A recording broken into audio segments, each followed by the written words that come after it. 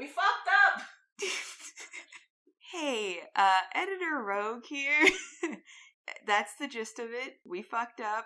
The audio at the beginning of this and the rest of the first 4 episodes for this month, not gonna be super hot. I will sound exactly like you would expect a rogue to. In the distance, probably up to some shit. That's on me. I did figure this out, so, just stick around, and next month, it's gonna sound a whole lot better.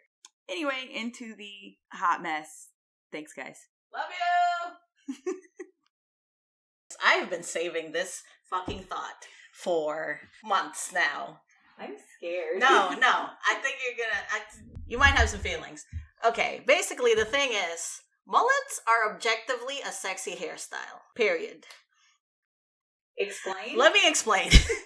You have to be a confident person to wear a mullet. And confidence is sexy. Period again.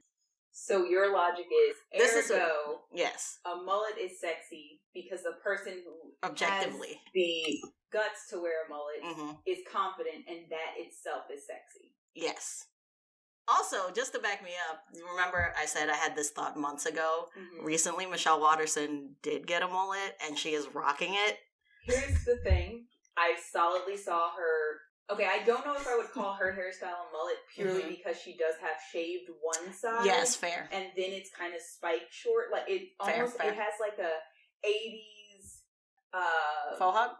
It's like an 80s rock mohawk situation. Like, you know what I'm talking... You know the look I'm talking about, right? Yes. That's kind of what she's rocking. But I will also say, if she had fully gotten, like, 80s rocker mullet hair, it would not have made her less sexy. I honestly think she would have actually pulled it off. She can and she would. She could and would pull it off. So I will concede a mullet can be sexy. Mm-hmm. I will counter with, I have seen lots of unsexy mullets. Oh, no, I'm sure. This is why I used the word specifically, objectively sexy. In theory, mullets are sexy. Yes. Because confidence is sexy, and you have to be confident. You have to be. You can't. You cannot. I haven't seen a person with a mullet not be confident about their hair. This is true. You cannot walk into a barbershop and be like, I want you to give me a mullet and not have confidence. Like, you cannot mousily go in there. Because they'll try to talk you out of it. Yeah. Because most people don't like mullets. Like, you have to be like, I know what I want. I know what I'm doing. And I am going mullet. You can't just be like, maybe I'll go mullet today. That's not a choice you make like that. No. You don't just like, oh, I'm feeling a change. Like, maybe. You have to be sure this is what you want for yourself. There is no other way to And objectively, that energy is sexy. I will allow that. Okay. I knew you would concede a little bit. Anyways, I've been waiting to tell you that for like months, and I was like, I want people to talk about this. More people should talk about this. Your logic is sound enough that I concede. I could see certain people who I would be like, even with this mullet, I still find you sexy. I have seen people with mullets that I've been like, this is not working for you. Like, I appreciate that you were like, I think this is the look I want. This is not working for you. I think what did it for me was there was a guy on the Titan games that had a mullet. And he was just so happy. And I was just like, no one's gonna get you down, and I'm happy for you. I don't know if you've seen that guy, but he's like a teacher, and he had a mullet. I actually have not seen the Titan game, but I hear it's really fun. Like, it's really good. It's pretty good.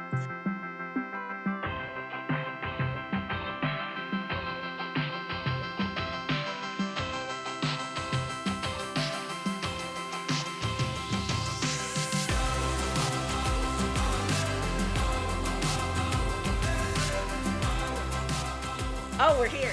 Yeah, we should talk about stuff. Hey, I'm your resident rogue, Oreo. Oh, and I am your resident healer, Druid, Xiao, and maybe I will get a mullet. No, probably not. I don't think I have the confidence. I'm going to tell you honestly, I really don't. I don't want you to get a mullet. I love the undercut phase that we went through. The undercut was fun. I don't think I'm ready for you in a mullet. support me. I would absolutely support you because you're my best friend and I love you. But I'm telling you pre-mullet. But because I'm your best friend and you love me. I also want you to don't fucking get a mullet. I don't want you to get a mullet. I was just trying to make the fucking cold open transition into our intro. Damn it. Alright, we will ask your lady love if she wants you to have a mullet and we'll discuss. No, because we already know her answer. So I brought it to you She first. will agree with me. No mullets. Hi, I'm your Druid Xiao, and my problem is too many people love me to allow me to get a mullet. Welcome to our podcast. We are not here to discuss your mullet issues. What issue? There's no issue. Why are we here? We are here because I, Oreo, your rogue, cannot stop making characters for Dungeons and Dragons. They are not always my fault. Sometimes my DMs tell me there will be campaigns that there are not. Okay, initially I was very offended when you started that sentence, and then you came for me, so I will concede that that's fair. A character on this list was created purely for a campaign that did not happen. Yet! Big yet! I think you're... I disagree. It might still happen. Also, I solidly make characters just in general that I really love and want to see played, but I do not have the time in campaigns to play them. Yes. And I'm also here. Well, I'm here to talk to you, but also my goal for this was to draw your characters. Because I like drawing, and I want to make more time for it. And also, we are inviting you guys to take these characters and play them in your games, your campaigns, and also to one-up me on my art skills with your art skills and do better fan art than I can do. Welcome to Rogue and Druid Podcast. Oh, we're doing episode 0. We are doing episode 0. We're going to talk about how we got here, where we're going, and to warn you guys of all the tangents to anticipate. Welcome. And that's truly why episode 0 exists. Yes. Because we want to warn you about our podcast. Yes. And also welcome you to join us. We should title it that. Episode 0. A warning. A tale of caution. That's so fantasy. All right. That's the one. I'm going to get started. This was my idea. You're welcome. I was listening to stuff as well as things. Of course. Yes. You love stuff and things. Both of them. No, I don't know. I think I was just working and then the idea came to me because in the past I have listened to podcasts where they talk about characters or randomly generate characters. And I guess that day that I did come up with this, I was like, we could fucking do that. We do already do that. Oreo does that against her conscious will. Honestly, you're not wrong. I will literally be like, I have too many characters, don't make this character. And then I will have a singular thing that happens that has me going like, this would be a great character. And then I'm rolling. And then I'm rolling stats. And I'm like, how did we get here? We just told ourselves, don't do this again. Yes, she has a hangover style blackout. And then a character sheet is in front of her. And then you get Snapchats that are just me like, hey, new character, who dis? So, instead of them fizzling, we want them to have a life. And we want you guys to bring them to life. And then I wanted to draw. And I figured I would get better if I actually drew more. So, I would draw your things. And then we'll post them. And then people could, listen to us do these things. Which is actually both really sweet. Because, let's be honest, everybody wants their characters to have, yes. art. But also really hilarious because it was kind of like, I'm going to feed your addiction and make it work in my favor also. Mwahaha. This is not bad. It's not a bad addiction anymore. Really bad. You know? Drugs. Like the drugs. Have you tried a drug? Are we saying that? Am I putting that out into the world? A single drug. A drug. I would like one marijuana, please. I've had exactly one beer in my life. I mean, theoretically, alcohol is a drug. Let's be real. We're not going to pretend like as over 21s we have not drank before. You're just going to out our age like that. I said over 21. I could be 22. Thank you very much. And we are. Of course. Wink. They can't see us wink. All right. You did say wink. Okay. Oh my goodness. We should definitely actually also explain how we even got to this place. Yes. Because you don't just wake up one day and start unnecessarily making D&D characters, Dungeons and Dragons characters. I would love to tell you guys about our very first experience with Dungeons and Dragons and how that led to the very first our current Dungeons and Dragons situation. 2011? It was around 2011, 2012. And all of that somehow led to, now we have a podcast dedicated to characters that people can use, whether that be as PCs, as NPCs, whatever. Yes. Just please use my characters so that they have a purpose. And they're not just dying on my D&D Beyond. Okay. So we have specifically 2 people to thank for where we are right now. Yes. First being... Hubby DM. Yes. My actual husband, currently. Yes. My actual hubby DM. Who introduced us to Dungeons and Dragons the very first time. 4th edition. 4th edition Dungeons and Dragons. Because we were babies. Picture it, 2011, 2012. In an actual friendly local gaming store. And then, later, and we'll get to that, Cosser. Yes. Our friend who ended up moving away heard about Dungeons and Dragons and kind of reignited the possibilities from there. So obviously we got to start way back in the baby years. Shout out. 2011, 2012.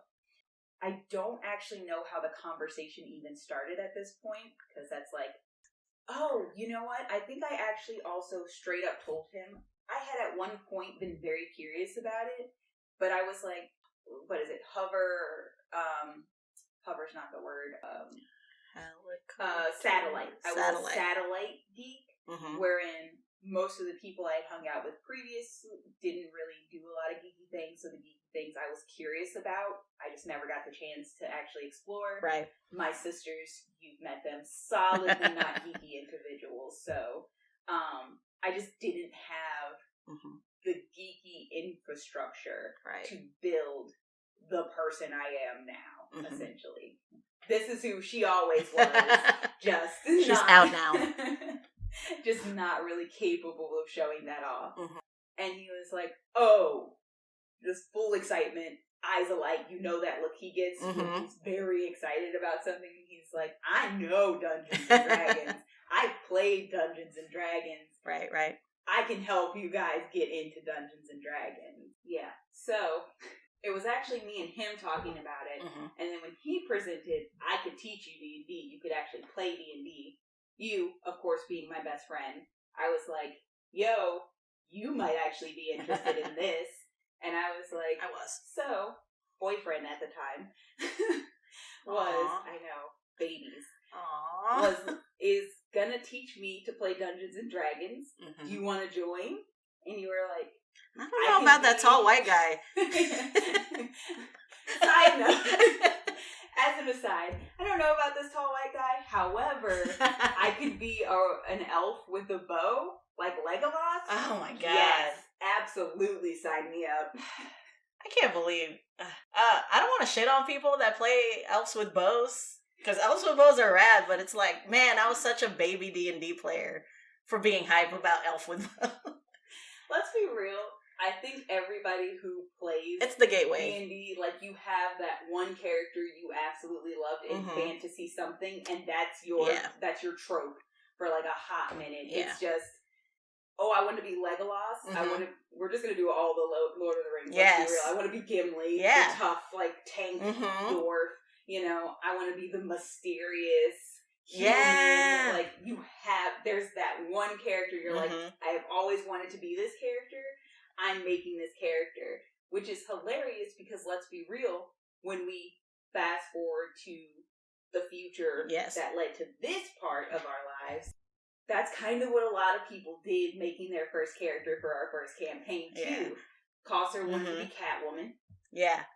I took Hubby DM's advice of like, oh, this is such a cool aesthetic, you should do it. And I'm like, fucking down, I love wolves. I love wolves. I can be about nature. I can be a wolf person, yes. Do magics, I'm into it.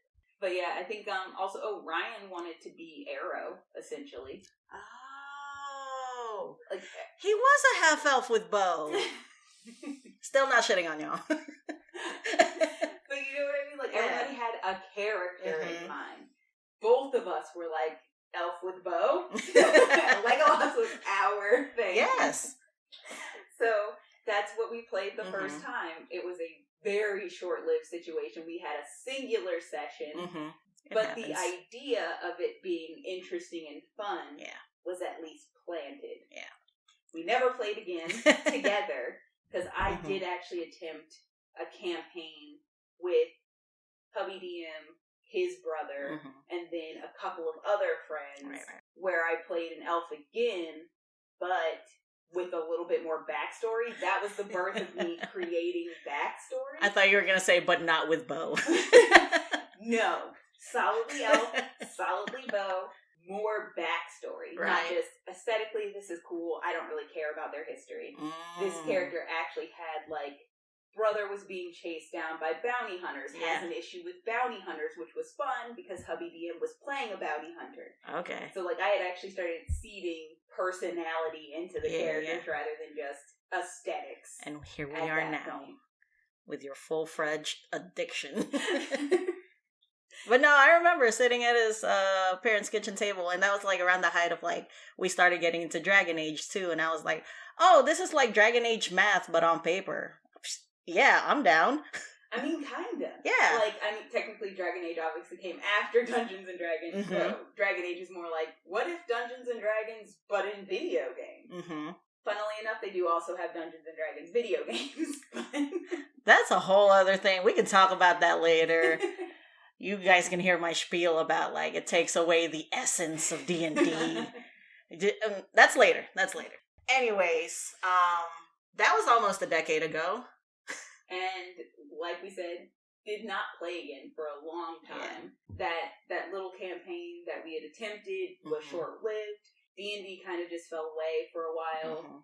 And then all of a sudden, and I think it was around the time I started getting into D&D podcasts, or right before it, actually, I started feeling this itch.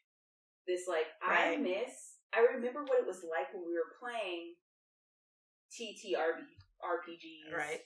Consistently, I loved the getting out of your own world. Playing video games is fun, but you kind of do that alone. I liked the, like, escapism community of that escapism, right? So, I really want to play again.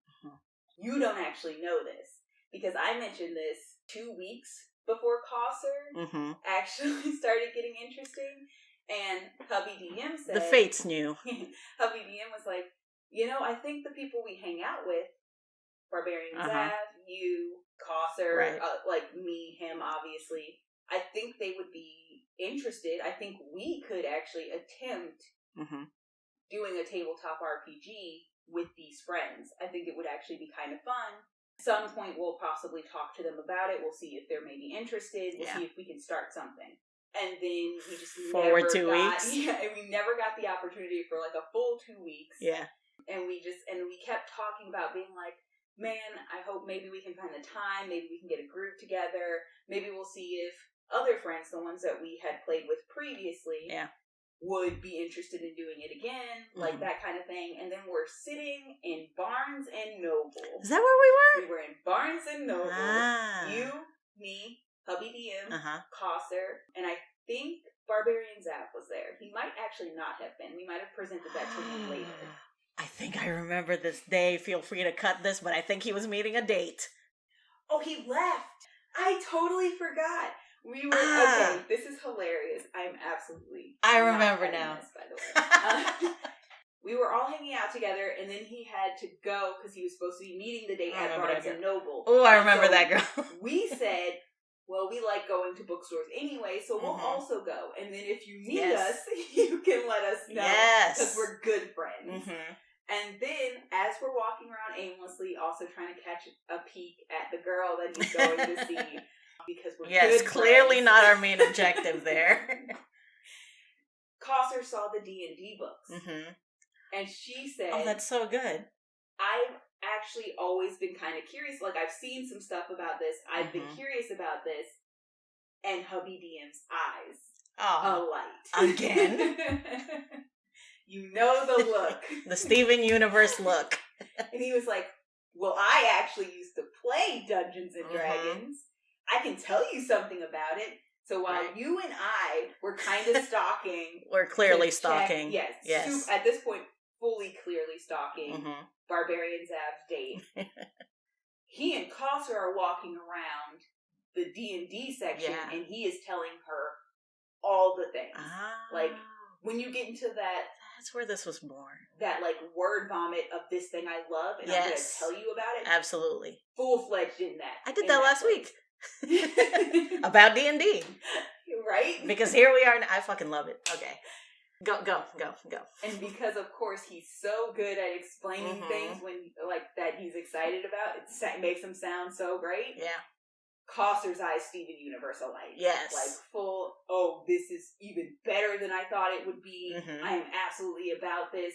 We're mid-stalking, and then all of a sudden, Cosser comes running up, and she's like, we should play D&D. And we're just like, okay. We're like, oh. Yeah. Yes? In my mind, I'm internally screaming, because I'm like, oh my god, it's actually happening. We're getting the thing. You're like, yeah, sure. It was fun that one time, I think. And my big memory from it was just like making a character sheet. And I'm like, yo, this is fun. Like math. Math with fantasy. Okay. Right. I'm sold. So of course then we were like, we should like grab some D&D information and leave. So we left. Barbarians have no idea what's happening. I think it was a fine date. I don't even remember how the date went. Do you remember who it was? No. Oh! But yeah, so he has no idea. He's out on his date. Yeah. We're sitting here like, okay, so D&D though, yeah? Then we bring him in because we're like, oh, there's like fighting. And he's always down for anything his friends do. Right, like, he's like, I'm down to hang. And then also we were like, combat is a thing. You can just be a big beefy boy. And he was like, yeah. Okay. Absolutely. I get to fight, and I could just make a character that's just like, I want to fight. And then he becomes literal big beefy boy. He did. Yes. Literally big beefy boy. And that was the spark. In the middle of Barnes & Noble, stalking a friend's date to make sure it wasn't weird. We should clarify, he ended up playing a Minotaur barbarian. That's what the reference was. Anyways. Sorry. So history was written? Yep, from that moment on. Is that the phrase? Yeah. The rest is history. That's the fucking phrase. I knew I had it wrong. I knew it.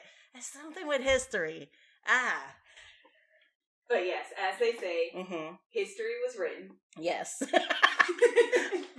Fuck you. Oh my god, now you're gonna fucking say it every time. Fine. History was written. And here we are.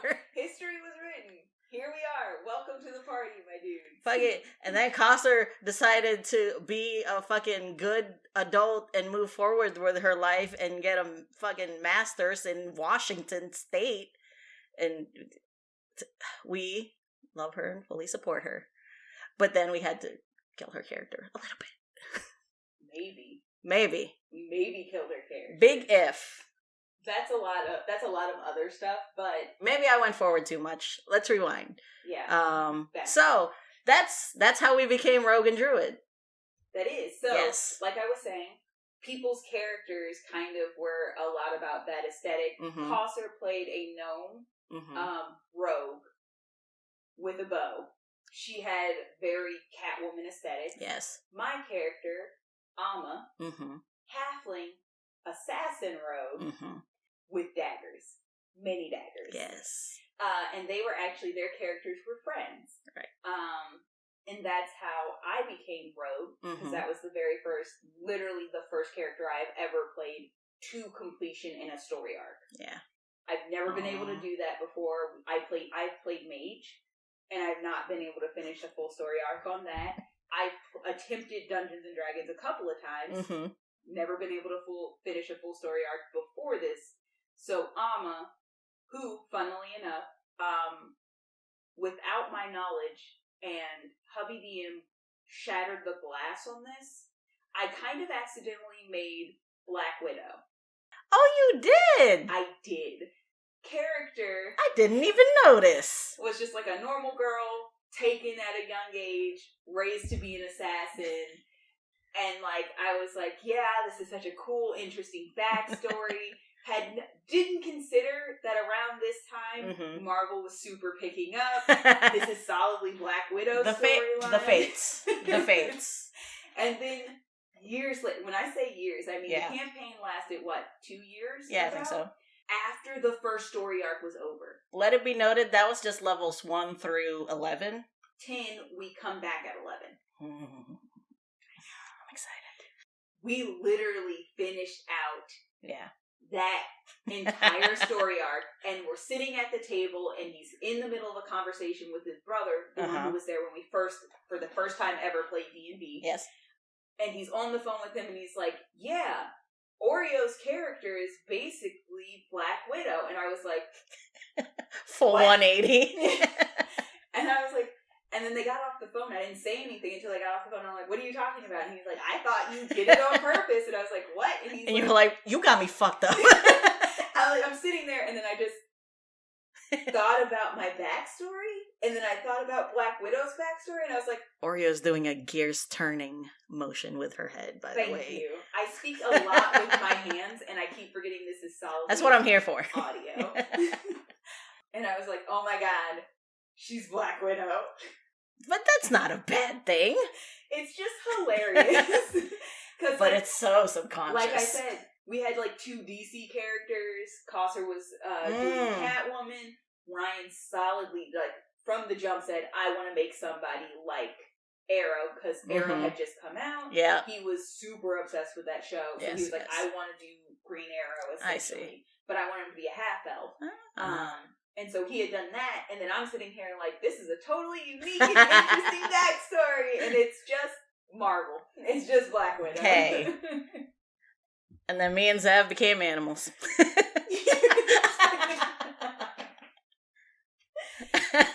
Zav's backstory was super simple. He was just like, I want to be big, and I want to punch stuff. And we were like, okay, so you definitely want to be a barbarian. Yeah, we were just baby D&D players at this point. We were just like, this is what we want. And I didn't even want any, Spidey was just, Hubby DM is Spidey, by the way. Spidey was just like, hey, I thought this would be a cool aesthetic and combo, which was Shifter Druid with, the wolf sub-race of Shifter. And I was like, okay, down. I love wolves. I have no idea what a shifter is, but I'll fucking read about it. Because, baby D&D players like elves and dwarves and hobbits, right? But I'm really glad he suggested that, because I can't imagine who else my inaugural D&D player would be, or D&D character would be, other than Lit, who I love. And is why I am Druid. And like we said, Zev became a Minotaur beefy boy. Whose nickname was literally Beef. Yeah. That was also, so people don't know this, but we had 2 accidental catfish moments in that campaign. The first one being Little Bell, Lit. Yes. Shifter Druid, your character, had this bad habit of not always paying attention to all the information. And so your character became iconic for just being kind of weird. I truly love that it ended up being like that, when I was just like, I as a person didn't know how to play D&D. So this is who the character became, because I was lost in information overload. So Lit ends up meeting somebody, and this was the one split the party moment that we ever had. And also didn't know that rule of thumb. Yeah. you went off to do your vision quest thing. Yes. That was a part of your backstory. Right. And then you met this guy who ended up being this huge, important role in the entire rest of the campaign. Good old Lele. You met him stupid drunk. Yes. He gave you in-game and out. He gave you a lot of information. So don't hold me to it. The biggest piece of information was his full name. Mm-hmm. When Lit returned to the party, she only remembered his middle name. Which at that time was either, I thought, his last name or just first name. But it was all, to be fair, in your defense, it was the most interesting of his three names. Yes! So I understand why Drunk, you, and Lit held on to this. But the man's name was Layfield, so we thought.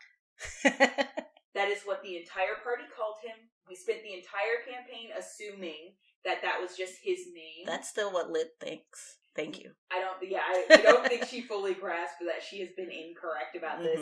And then, very end, last session, we find out his first name is John. How is a drunk person supposed to remember another drunk person's name is John? Like, you can't ask that of somebody. And his last name is Reynolds. Slightly more memorable, but still, if your name is Layfield, I'm going to remember Layfield. So his name was actually John Layfield Reynolds. Yes. And everybody was shook. Just entirely. Like, he was somebody... including me. Outside of our party called him John, and we were like, who's that? And he said, that's my first name. And we said... no, what? It's not. Lele, what's wrong with you? Lit clocked out at some point after that, and we all were like, we thought your name was Layfield, and he's like, I thought you guys just did the nickname thing like Little Bell does. And we were like, no! We do, though! I thought this party was a united front. We do the nickname thing. No, Lit does the nickname thing, and nobody corrects her. Because they love me, and I bring them back to life. Here's the thing. I think at a certain point, we all just accepted who you were, and we're just like, this is just the thing. This is what's going to happen. So it is what it is. The second time we got catfished... fully had me fucked up. Beef, Barbarian Zav... who we had been playing with for... a year? A year? Yeah. A year by the time we went to go see his family, the Minotaurs in the mountain. We found out a year in to the campaign and our characters' friendship that his name was not actually Beefalo. It was Estelar.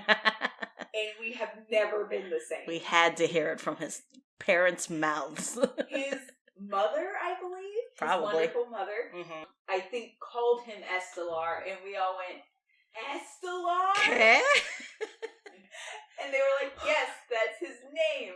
And he was like, I swear I will this kill is you. news to us. He straight up said, I will kill you if you call me Estelar. So to mess with him, the full rest of the year we were doing this campaign, we kept calling him Stelly. Yes.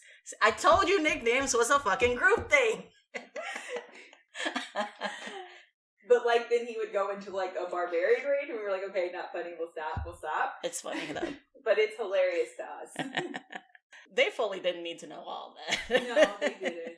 But, yeah, that's our first campaign. We are smack dab in the middle of picking it back up at level 11, which I've just learned. Hopefully soon here, and you guys can hear about that. But, yeah, that's where Rogue and Druid come from. That is literally, like, those were I think, our most iconic characters at this point, because they literally started our entire track. Yeah. Led us to this particular point of podcast of D&D characters.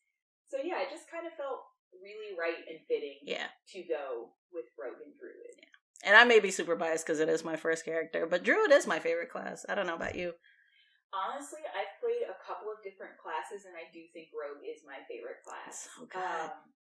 I mean, I'm not gonna lie, Rogue is like stupid strong. Broken? Yeah. No, that's fine. I love it because there are so many options, and just in general, I love what a rogue can do. Like, I am hype manning other people when they play rogues. Yeah. Like, right now, Sunny, my lady love, your lady love, is playing a rogue in your current campaign because Xiao also DMs. Yes. I am full player. Yes. I have attempted DMing once. I realized it was a lot of stress, and I don't handle stress well. So I was like... And we play D&D to not stress. Yes. So I was like, I'm just going to be a player. I will always be here to like be interesting and be as helpful as I can to my DMs. I'm glad you gave it a shot. I don't think DMing is for me, so I'm full player. I'm half and half. You're half and half. Unfortunately for Spidey, hubby DM, he's usually a DM and player second. Luckily, because you and also Barbarian Zap have opened up to DMing, he has been able to play more, which is nice. It's so fun. I'm just a bad wife. I don't let him be a player because I don't DM. I don't know if that speaks to your being a good spouse, but... I'm not a good D&D wife. I mean, we have discussed this in the past, and we'll say it again. We play D&D to get hurt. That's true. So, you could be a good D&D wife. I do make characters with lots of ability to destroy them. Yes. Which apparently, according to my DM friends, is kind of fun.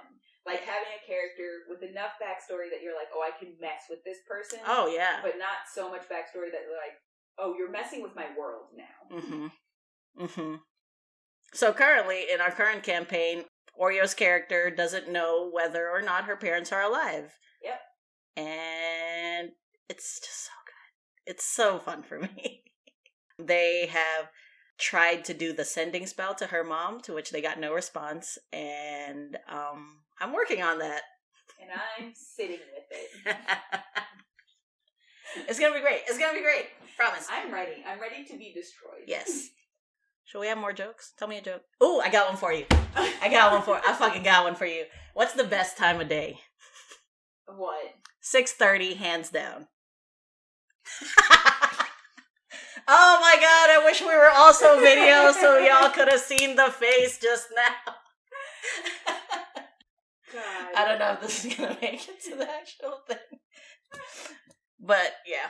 Oh, okay. So, now that we're done with our dad joke segment, the other important thing that we did want to mention, basically what will happen is we'll give you a character, I will discuss their backstory, we'll go through their stats, things like that. Obviously, I'll be giving a physical appearance because Xiao does have to draw this character. Yes, and we got to go through the character sheet. Yeah, because we do want you guys to be able to play or use these characters if you would like to. Or if you just come here to listen to us being hot messes and listen to the characters without any intention of doing anything with them, that's fine too. But also, like, more than likely, somebody will get inspired into another character of their own just listening to your original character. It's so much fun. So just tell us all about it. Honestly, and I do really want to hear how these characters play. Most of the characters we talk about, I will be saying, like, I have not played this character. This is a level 1 base character I have not had time to do anything with. So I've never experienced them playing. I will usually tell people when I have actually played this character and what my experience was there. I will go into, probably much later, we'll end up talking about, like, Alma's build. I have another character I've played an entire campaign with, River. I'll go into her build and how she played, that kind of stuff. Yeah. But for right now, most of these characters will just be characters. I haven't been able to give a campaign yet or put in a campaign yet, so I'm really excited to see how they actually work, like in legit practice. And don't forget, like, this, I know this is like an audio media, but there will be speed draws of this. Oh, yeah. We do have an Instagram, Rogue and Druid. Are you sure? I'm positive. Good for you. I'm positive. It's at Rogue and Druid. Yes. Very where good. you can see our very first speed draw. Currently, it is our logo. It is a little icon where we're tiny Rogue and Druids. We will also be including the speed draw and then a final picture of the finished character. Yes. So, yeah, we'll post in the description of this our Instagram link, our YouTube link, in case you guys want to see the finished products and, you know, compare your art to mine, which I'm sure will be much better.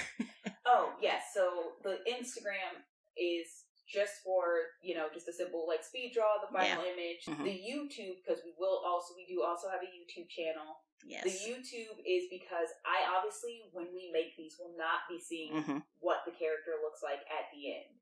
So we will have small YouTube videos that are me actually getting to experience the reveal. Yes, her Of the character, reaction. my reaction to Wait, the finished draw. I just realized we're making a reaction YouTube channel. Oh my god.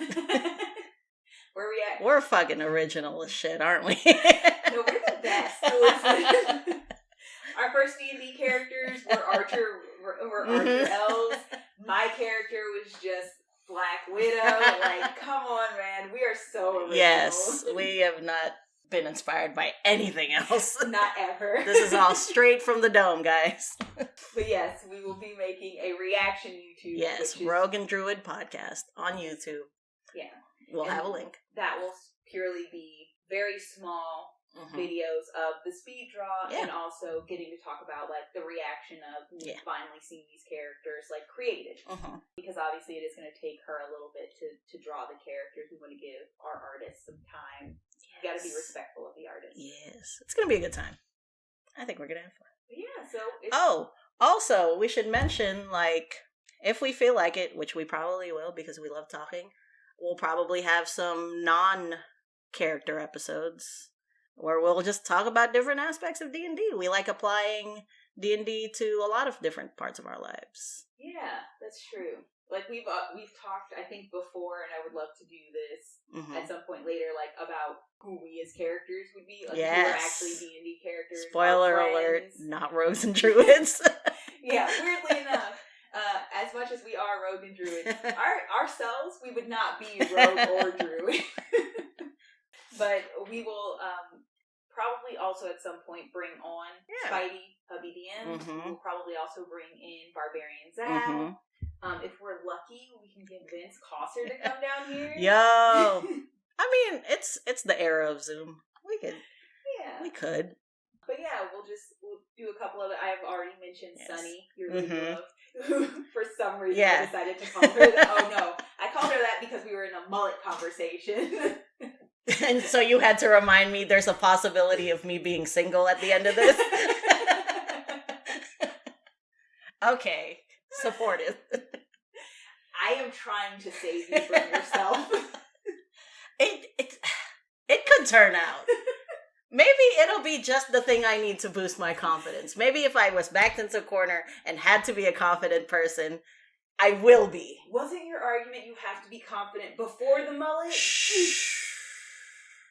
For those of you that can't see, I'm putting my finger on her mouth. So I don't want to talk about this anymore.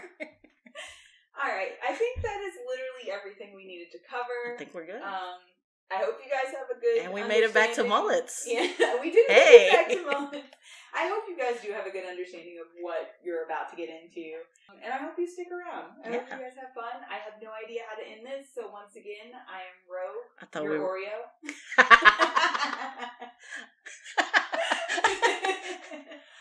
That super made sense to me. I was like, yeah. I'm Druid. You're Xiao. Welcome to the party. That's it. Fucking cut it.